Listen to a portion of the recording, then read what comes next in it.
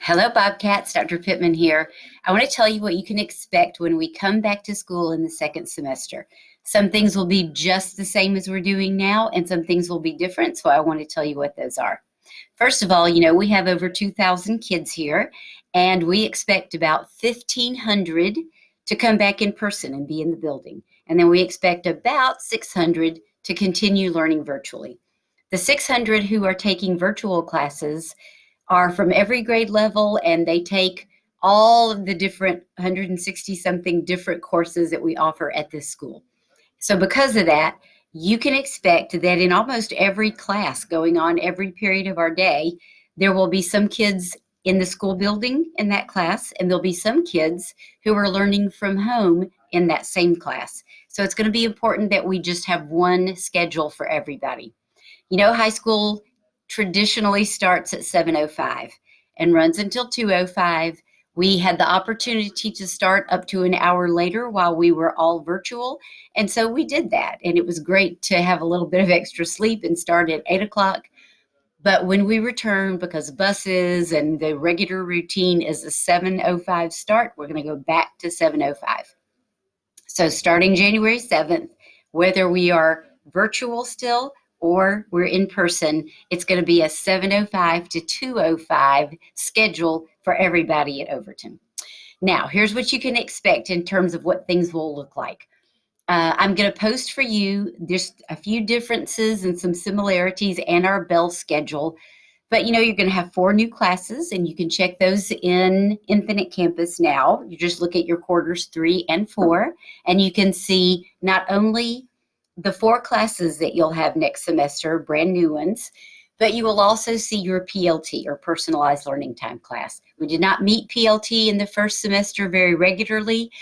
A lot of reasons for that, but we are going to do it in the second semester. It's really important for us to do that because it is everything from students who are taking advanced exams like Cambridge or AP or maybe dual credit, and they need to have time to practice and study with their teachers, to students who are working on industry certifications and they need time with those teachers, performing arts kids working on their performance skills, and then students maybe who need to make up credits for classes they're behind on.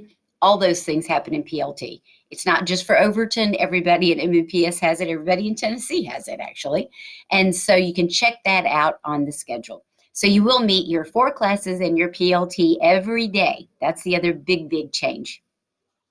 We'll still have some synchronous time where you're with the teacher, and we'll have some asynchronous time where you're working more independently.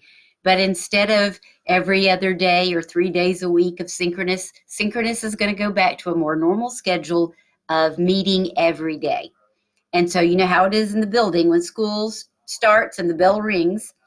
Your teacher starts the lesson, tells you what to expect, the objectives. And so that's what's going to happen when we return. At the beginning of every class period, whether we're at home or at school, class will start and the teacher will give about 35 or 40 minutes of direct instruction to set the stage for what you need to be doing that day. And then the rest of the class period, about another 40 minutes, will be for you to work independently. You'll still have your laptop. Teachers will still post everything in Schoology. You'll still submit work in Schoology. And so that will be similar. Some time for the teacher, some time for you independently. So that's going to be the same for everybody, in person or virtual. So if you are learning from home, you should prepare to join your class according to the regular first period, second period, third period, fourth period schedule. If you're learning from home, you still will have PLT that will meet every day.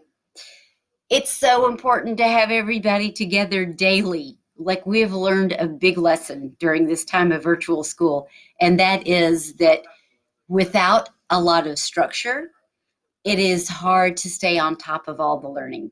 So going back to a normal school schedule where classes start and you are there with the teacher is going to serve us well. So I want you to think about what that means for your family, for your schedule. Work maybe you need to change so that you can be prepared to be with school between 7 to 2 knowing that you're not going to be sitting in front of the screen all day listening to somebody talk. No, you're going to have some time of really focusing on the lesson with the teacher, some time on your own. We'll also have a more normal lunch schedule, like we always do in the building, 30-minute lunch. So no matter virtual or in person, the bell schedule that I'm going to share with you will be the same for all. And let's say you have chemistry third period and your teacher goes to lunch, the third lunch block. Then if you're a virtual student and you have that same chemistry class, you'll take your lunch at the same time as the students who are in the building. And this way, everybody stays on the same page.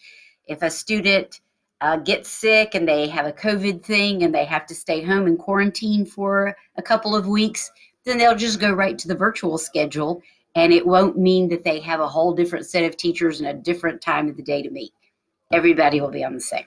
Okay, those are most of the changes that you can expect in the second semester. Of course, we'll be letting you know about if we're virtual and when we're going to come back in person. And as always, we're here to help you and support you. But I want you to know from me that those are the things that we have in store. Okay, that takes care of it. Again, we'll be posting all this information on social media, but I wanted just to send a message to you directly and also to wish you a wonderful winter holiday. So rest, have fun, stay safe, and we'll see you back here some way on January 7th. Go Bobcats!